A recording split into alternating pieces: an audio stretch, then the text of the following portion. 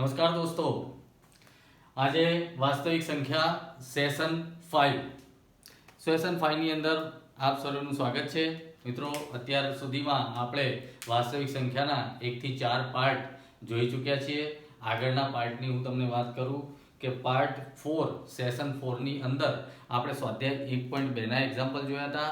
એની અંદર લસા અને ગુસા કેવી રીતે શોધવું એ આપણે જોયું. તો હું આશા રાખું છું કે તમે આગળના એક્ઝામ્પલની પ્રેક્ટિસ કરી હશે તમારી બુકમાંથી અને વ્યવસ્થિત રીતે હજુ પણ પ્રેક્ટિસ કરો, જેથી આપણને ગરેડ પડી જાય વ્યવસ્થિત રીતે એક્ઝામ્પલ ગણવાની.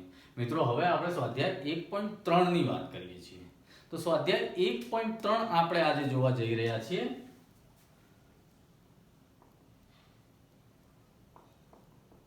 હવે આની અંદર જે છે અસમય સંખ્યા સાબિત કરવાની છે. સાબિત કરો અસમય સંખ્યા છે.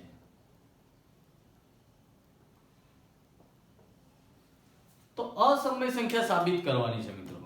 તો સૌપ્રથમ તો હું તમને કહી દઉં, સમય અસમય આપણે પ્રાકૃતિક સંખ્યા, પૂર્ણ સંખ્યા એ બધું આગળ પણ જોયું છે. અને વિશેષ તમે આગળના ધોરણમાં 9મા ધોરણમાં પ્રકરણ 1 સંખ્યા પદ્ધતિમાં તમે ભણી ગયા છો. છતાં પણ જો આપણે અસમય સંખ્યાને ડીપલી પહેલા તો જાણવું પડે, તો સૌપ્રથમ તો આપણી ચેનલની અંદર ધોરણ 9 નું સ્વાધ્યાય 1 તમે બરાબર રીતે પહેલા તો સમજી લેજો. બધા જ જે પાર્ટ છે એ વ્યવસ્થિત રીતે તમે 1-2 વાર જોઈ લેજો, જેથી આપણને આ સાબિત કરવામાં વાંધો આવે નહીં. અને એના માટે તમે જો ચેનલ સબસ્ક્રાઇબ ન કરી હોય તો સબસ્ક્રાઇબ કરી દેજો, જેથી સાઈડમાં બેલ આઇકન આવશે એને પ્રેસ કરજો.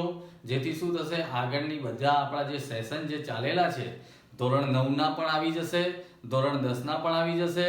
અને ખાસ આપણે વાત કરી હતી કે આ ચેપ્ટર 4 માર્ક્સનું છે, તો આ અસમય સંખ્યા સાબિત કરો એવું પૂછાવાની પૂરેપૂરી શક્યતા છે મિત્રો. તો આપણે કોઈ પણ શક્યતા નકારી શકતા નથી. ધોરણ 10 બોર્ડની એક્ઝામની અંદર આપણે એક પણ એક્ઝામ્પલ આપણે છોડી શકતા નથી. ગમે ત્યાંથી આપણી પુસ્તકમાંથી કોઈ પણ એક્ઝામ્પલ ઉદાહરણનો હોય કે સ્વાધ્યાયનો હોય પૂછાઈ શકે છે, એટલે આપણે છોડી શકતા નથી. અને બહુ જ ઈઝી છે, પણ એ ઈઝીને સમજવા માટે આપણે એના મૂળમાં જવું પડશે. અને એ મૂળમાં જવા માટે તમારે પહેલાં તો સમય અને અસમય સંખ્યા શું છે એ કદાચ તમે ગઈ સાલ સારી રીતે કર્યું હશે, પણ સમય લાંબો થઈ ગયા હોવાથી કદાચ આપણે જો ભૂલી ગયા હોય તો આપણા આગળના ધોરણ 9 ના સેશન તમે બરાબર અભ્યાસ કરી લેજો, જેનાથી તમને બરાબર ખ્યાલ આવે. તો મિત્રો, આપણી ચેનલને સબસ્ક્રાઇબ કરજો, જેથી આગળના વિડીયો પણ તમને મળી રહે અને આના પછી આવનાર વિડીયો પણ તમને મળી રહે. તો મિત્રો, અહીંયા આપણે વાત કરીએ છીએ અસમય સંખ્યા. તો સૌ પહેલા આપણે સામાન્ય રીતે જોઈ લઈએ કે અસમય સંખ્યા સાબિત કરવાની છે. અત્યાર સુધી તમે 9મા ધોરણમાં શું કર્યું, 2 મિનિટ આપણે વાત કરી લઈએ એના માટે, પછી આગળ જઈએ કે સમય સંખ્યા અને અસમય સંખ્યા આપણે જોઈએ. જેની અંદર તમે અસમય સંખ્યા એટલે વર્ગમૂળમાં 2 હતી, વર્ગમૂળમાં 3 હતી, વર્ગમૂળમાં 5 હતી, પાઈની કિંમત હતી, આ બધી અસમય સંખ્યા હતી. અને એની તમે સંખ્યા રેખા પર પણ નિરૂપણ કર્યું, એ પણ તમને યાદ કરાવી દઉં. 0 1 આ રીતે તમે એક કાટકોણ ત્રિકોણ બનાવતા, રાઈટ, અને આ રીતે તમે ચાપ લગાવતા. તો હવે અહીંયા જે સંખ્યા આવી એ વર્ગમૂળમાં 2 આવી. પછી અહીંયાથી આપણે આગળ જતા તો અહીંયા આવી વર્ગમૂળમાં 3. તો હવે આના વિશે હું ડીપમાં ચર્ચા નથી કરતો, કેમ આવી એ આપણે 9મા ધોરણના સેશનની અંદર તમે ખાસ પહેલા જોઈ લેજો, જેનાથી ખબર પડે. બીજા નંબરની અંદર સમય અને અસમયમાં શું ફરક છે, નજીવો ફરક છે. અસમય સંખ્યા છે અનંત અનાવૃત સંખ્યાઓ છે કે જે રિપીટ થતી નથી. તો એવી સંખ્યાઓની આપણે હવે સાબિત કરવાની છે કે સાબિત કરો. તો કેવી રીતે સાબિત કરીશું? અહીં એક પ્રમેય તમને આપ્યો છે, એ પુસ્તકમાં પણ છે તમારે, પણ આને સમજવો બહુ જ જરૂરી છે. આને ખાલી વાંચવાથી ખ્યાલ આવે એવો નથી, તમે સમજી લો અને સમજ્યા પછી આપણને ખબર પડશે. અને આટલું સમજી લેશો એટલે અસમય સંખ્યા સાબિત કરવામાં તમારા માટે ઈઝી પડશે. તો સૌ પહેલા તો એ આપણે સમજી લઈએ. શું કહે છે? ધારો કે p એ એક અવિભાજ્ય સંખ્યા છે. ધારો કે આ p કોઈ એક અવિભાજ્ય સંખ્યા છે. અવિભાજ્ય એટલે ખબર છે કે જેવી સંખ્યા જેને આપણે ભાગી શકાય નહીં તેની તે જ સંખ્યા. બરાબર. હવે શું કહે છે કે ધન પૂર્ણાંક a માટે કોઈ એક બીજી સંખ્યા છે a અને એનો અવયવ છે p. એ આપણે ડીપમાં સમજીએ. એ માટે a² એ p વડે વિભાજ્ય હોય. કોઈ એક સંખ્યા છે એનો વર્ગ જો કોઈ એક અવિભાજ્ય સંખ્યા સાથે વિભાજ્ય હોય તો એ પણ p સાથે વિભાજ્ય છે તેમ કહેવાય. દાખલા તરીકે હું તમને એમ કહું કે આપણે કોઈ એક સંખ્યા લઈએ, ઉદાહરણ સ્વરૂપે લઈશું તો આપણને ઝડપથી ખબર પડશે. કોઈ એક સંખ્યા મેં લીધી, સમજો કે 144. હવે 144 મેં સંખ્યા લીધી છે, એના અહીંયા હું ભાગ પાડું છું, એટલે કે અવયવ પાડું છું. તો આપણે આગળના એક્ઝામ્પલમાં કર્યું એ રીતે હું અવયવ પાડી દઉં તો બે ભાગ ચાલશે. તો 2 સીતા 14, 2 દુ 4, 72 તો 144 થશે.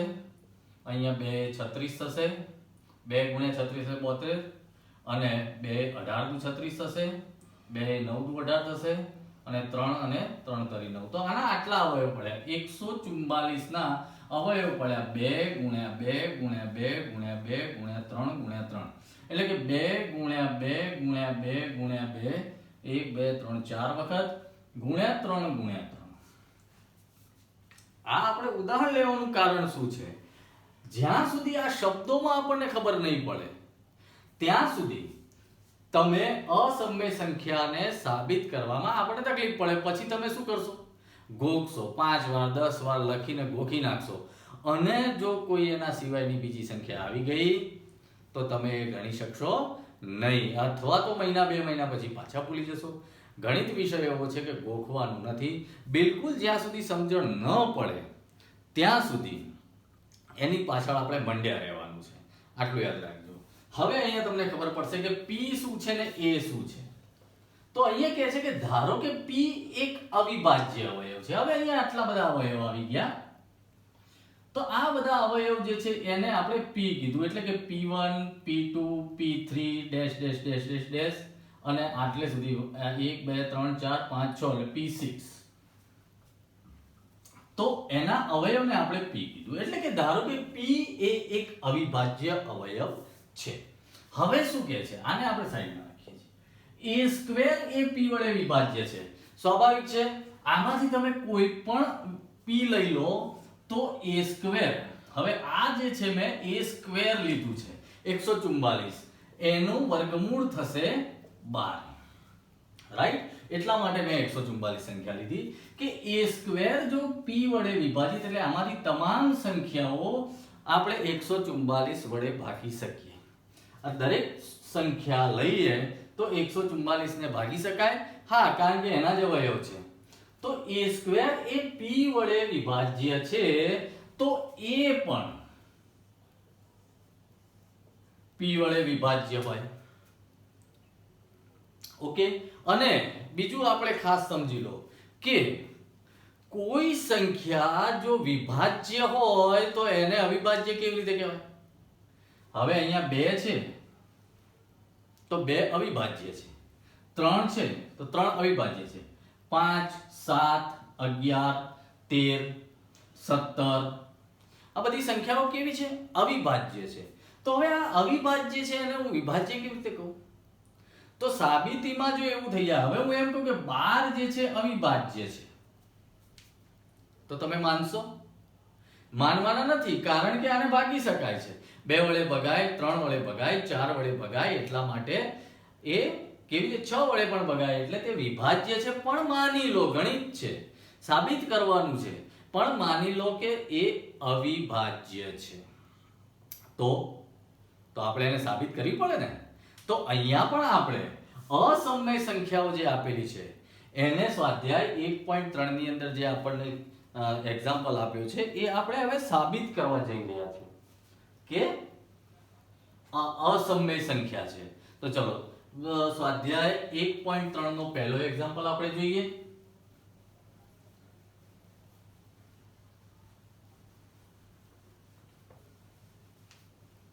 તો તો 1.3 નો પહેલો એક્ઝામ્પલ એમ કે છે કે વર્ગમૂળમાં 5 અસમય સંખ્યા છે સાબિત કરો. એક્ઝામ્પલ પહેલો, વર્ગમૂળમાં 5 અસમય સંખ્યા છે તેમ સાબિત કરો. હવે એકચ્યુઅલી જોવા જઈએ તો ધોરણ 9 ની અંદર આપણને ખાલી એટલું કહી દીધેલું હતું કે વર્ગમૂળમાં 2, વર્ગમૂળમાં 3, વર્ગમૂળમાં 5 આવી સંખ્યાઓ જે છે એ અસમય છે. આપણે એનું વર્ગમૂળ શોધવાનો પ્રયત્ન નથી કર્યો. અસમય સંખ્યા સમજી લો કે આવી હોય 1.1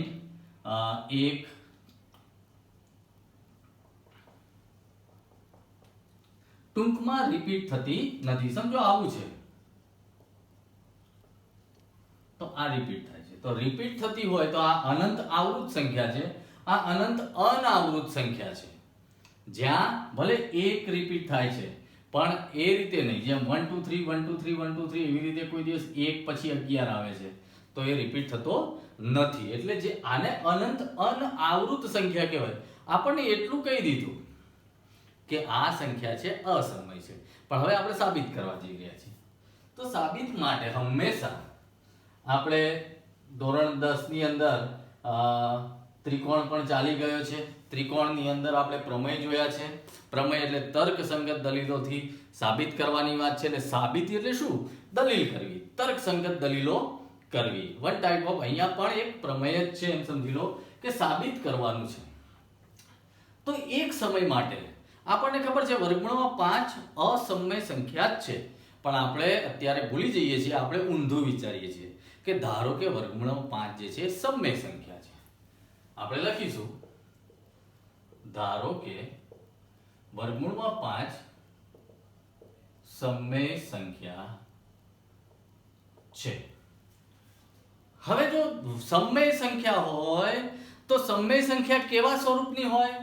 તો p ભાગ્યા q સ્વરૂપની હોય. આપણને ખબર છે સમય સંખ્યા એટલે 3/4, 2/8 આ રીતની સંખ્યા જે છે એ આપણે સમય સંખ્યામાં લીધી હતી. ધોરણ 9 માં આપણે જોઈ ગયા છીએ. ના જોયું હોય તો એકવાર આપણો આગળના ધોરણ 9 નો વિડિયો તમારી ચેનલમાં, આપણી ચેનલમાં છે, સબસ્ક્રાઇબ ન કરી હોય તો કરીને તમે પહેલા એ જોઈ લેજો.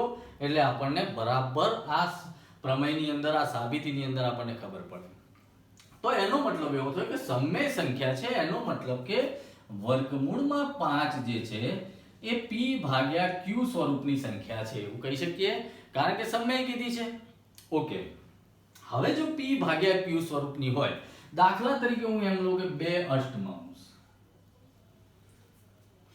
તો તમે જુઓ 2 અવિભાજ્ય સંખ્યા છે પણ 8 અવિભાજ્ય નથી, ભાગી શકાય છે અને વળી 2 વડે જ ભાગી શકાય છે. તો અહીંયા હું છેદ ઉડાડું તો અહીંયા 1 વધ્યો અને અહીંયા 4 વધ્યા. હવે ભાગી નથી શકાતી છે અવિભાજ્ય, આ વિભાજ્ય સંખ્યા પણ ભાગી નથી શકાતી. આ અહીંયા સમય સંખ્યાનો એન્ડ આવી ગયો.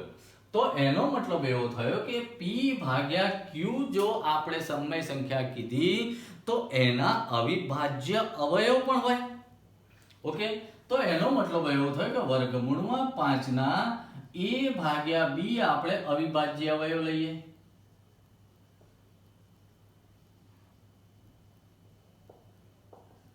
સમય સંખ્યાના a ભાગ્યા b, p નો a મળ્યો, b નો q, સોરી q નો b મળ્યો અવિભાજ્ય અવયવ. તો આપણે એક અવયવ લીધો. જેમ આપણે હમણાં 144 ના 2 4 વખત ને 3 2 વખત લીધા હતા, એ રીતે એમાંથી કોઈ પણ એક સંખ્યા આપણે લીધી હતી. કેમ કે 144 ને કોઈ પણ એક સંખ્યા વડે ભાગી શકાય. એવું જ અહીંયા આપણે લેવાનું છે કે આના આ ટાઈપની સંખ્યા છે ને આ ટાઈપની સંખ્યાનો એક અવયવ આ છે અને એ કેવો? આ રીતનો અવિભાજ્ય અવયવ. હવે તમે જુઓ કે આ થઈ ગયું. હવે હું તમને એમ કહું કે b ને આપણે અહીંયા મૂકી દઈએ ભાગ્યામાંથી ગુણ્યામાં. તો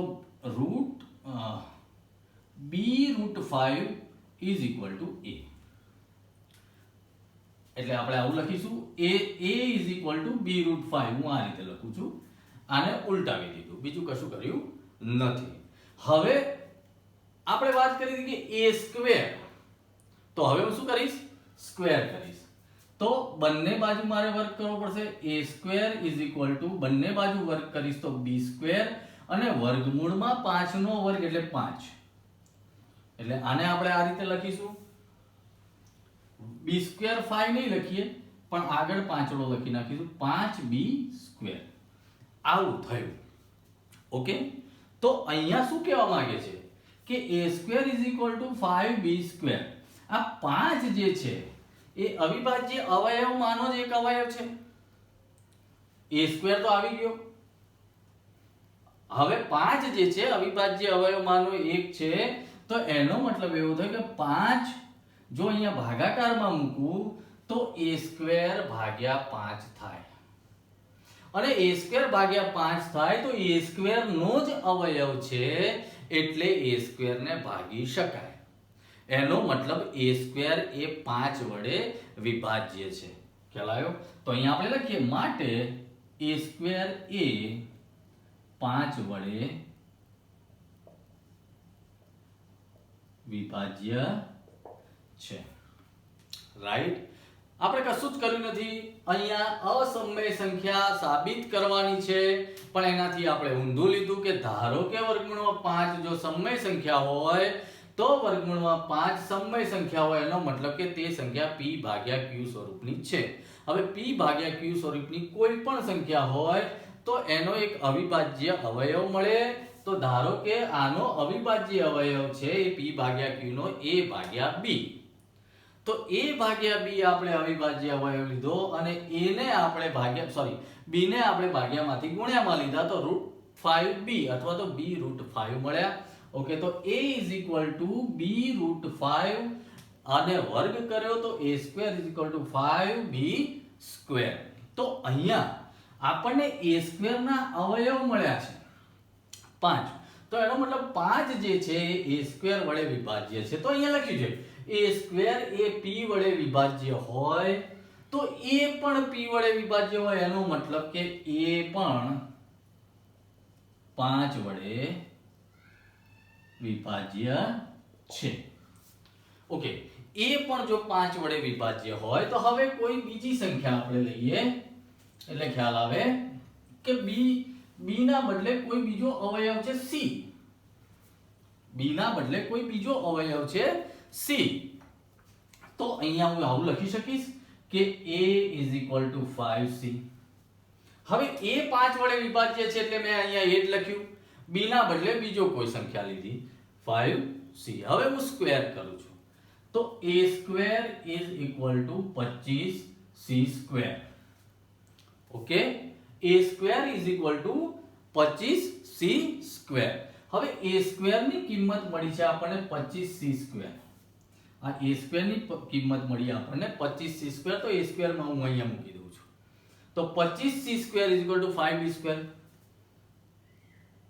25c square is equal two 5b square આ જે કિંમત છે એ મેં અહીંયા મૂકી બસ બીજું કશું કર્યું નથી તો હવે 5 ને હું અહીંયા ભાગી નાખું તો 25 ભાગ્યા 5 એટલે 5c square is equal to b square થયું રાઈટ તો એનો મતલબ એવો થાય કે b square is equal to 5c square ઉલટાયું છે ખાલી સમજવા માટે કે b square is equal to 5c square તો જો b square is equal to 5c square આવ્યો તો 5 એ b સ્ક્વેર ને પણ વિભાજ્ય સંખ્યા કરશે એનો મતલબ કે b સ્ક્વેર એ 5 વડે વિભાજ્ય છે ખ્યાલ આવે છે જેમ અહીંયા a સ્ક્વેર એ 5 વડે વિભાજ્ય આવ્યું એવી જ રીતે અહીંયા b સ્ક્વેર એ 5 વડે વિભાજ્ય સંખ્યા આવી હવે b સ્ક્વેર જો 5 વડે વિભાજ્ય હોય તો b પણ 5 વડે વિભાજ્ય હોય b પણ 5 વડે વિભાજ્ય છે મિત્રો તો અહીંયા આપણે બે અવિભાજ્ય અવયવ લીધા હતા a ભાગ્યા b જેની અંદર a 5 વડે વિભાજ્ય સંખ્યા મળી b પણ 5 વડે વિભાજ્ય સંખ્યા મળી તમે જુઓ a ભાગ્યા b એ અવિભાજ્ય અવયવ લીધા હતા પણ છતાં શું થયું a 5 વડે વિભાજ્ય થયા અને b પણ 5 વડે વિભાજ્ય થયા એનો મતલબ કે a ભાગ્યા b નો સામાન્ય અવયવ 5 થયો. દાખલા તરીકે હું એમ કહું કે 15 ભાગ્યા 20 લઉં તો 5 વડે આપણે વિભાજ્ય થાય છે ને, કે 5 એ 3 અને 5 એ 4. તો 5 જે છે એનો વિભાજ્ય અવયવ થયો. તો આપણે તો એ વાત કરી છે કે ભાઈ p ભાગ્યા q સ્વરૂપમાં જેટલા અવયવ પાડ્યા છે એમાંથી એક લીધું હતું. જેમ 144 ની આપણે વાત કરી કે 2 ગુણ્યા 2 ગુણ્યા 2 ગુણ્યા 2 ગુણ્યા 3 ગુણ્યા 3. તો હવે હું આ સંખ્યા લઉં તો આનો તો કેવી રીતે ભાગી શકાય? પણ અહીંયા તો આપણે સાબિત થયું કે 5 વડે વિભાજ્ય છે. હવે 5 વડે વિભાજ્ય હોય તો એનો મતલબ એવો થયો કે a ભાગ્યા b અવિભાજ્ય અવયવ મળતો અવિભાજ્ય સંખ્યા છે જ નહીં. અને જો અવિભાજ્ય સંખ્યા ના હોય તો વર્ગમૂળમાં 5 જે છે એ સમય નથી. તો અહીંયા આપણે સાબિત થઈ જાય છે કે વર્ગમૂળમાં 5 એ અસમય સંખ્યા છે. મિત્રો તો અહીંયા આ રીતે કે a ભાગ્યા b નો સામાન્ય અવયવ આપણને 5 મળે છે. એટલે આપણે જે વર્ગમૂળમાં 5 સમય ધારેલું છે એ આપણી ધારણા ખોટી પડે છે. તો એનો મતલબ એવો થયો કે વર્ગમૂળમાં 5 જે છે એ અસમય સંખ્યા છે. મિત્રો અહીંયા તમે બરાબર એક સાબિતી બરાબર ધ્યાનથી સમજી લેશો ને તો તમામ સાબિતી વર્ગમૂળમાં 5 ના બદલે વર્ગમૂળમાં 3 આપેલું હોય તો અહીંયા 3 આપશે. આપણે એક જ સાબિતી તમારે વ્યવસ્થિત રીતે સમજવાની છે. એ વ્યવસ્થિત રીતે તમે સમજી લેશો તો ક્લિયર થઈ ગયું છે. તો અહીંયા આપણે પહેલો એક્ઝામ્પલ ક્લિયર કર્યો. હવે એના પછીનો એક એક્ઝામ્પલ જોઈએ.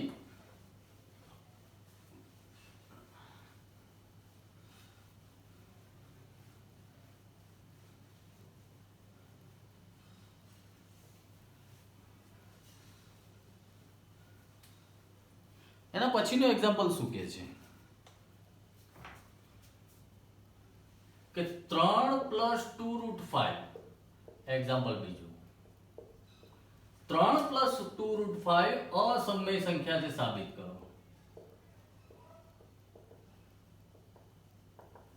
આવું આપણે સાબિત કરવાનું છે. તો અસમય સંખ્યા છે તો પહેલા તો આપણે શું ધારીશું? ધારો કે આ સમય સંખ્યા છે, અસમય નથી. લખીએ કે ધારો કે 3 + 2√5 સમય સંખ્યા છે. અને જો સમય સંખ્યા હોય તો આપણને ખબર છે કે એક અવિભાજ્ય હોય મળે a ભાગ્યા b. તો અહીં લખીએ માટે 3 + 2√5 = a ભાગ્યા b. આવું આપણને મળ્યું. ઓકે. હવે 2√5 ને આપણે એમને એમ રાખીએ છીએ. 3 ને આપણે આ બાજુ લઈ જઈએ તો 2√5 = a ભાગ્યા b અને +3 હતા એટલે અહીંયા થઈ ગયા -3. હવે આપણને ખબર છે કે બેલેન્સ કરવા માટે નીચે 1 લખવો પડશે, લસા કાઢવો પડશે. b × 1 એટલે b લસા નીકળશે. ઉપર ચોકડી ગુણાકાર કરો તો a - 3b થશે. અહીંયા તો 2√5 એમના એમ જ છે. હવે આ બે ક્યાં મૂકીશ? ભાગ્યામાંથી ગુણ્યામાં. તો √5 = a - 3b ભાગ્યા 2b. આવું આપણને મળ્યું કે a - 3b ભાગ્યા 2b આવું આપણને મળ્યું. હવે તમે જુઓ અહીંયા આપણને આવી સંખ્યા મળી a ને b.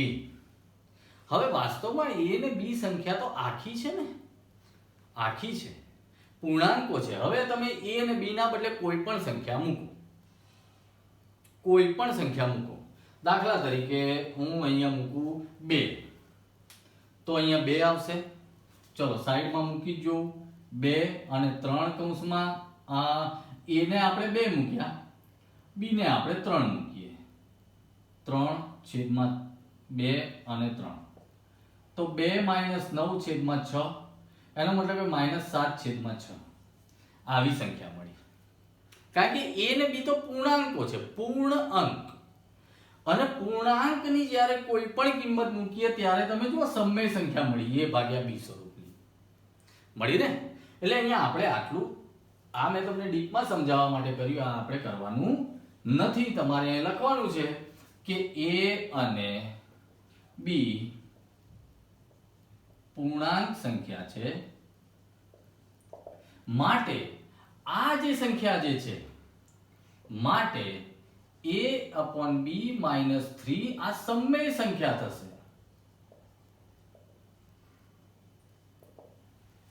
આ સમમેય સંખ્યા થશે. a/b - 3 આ શું થઈ?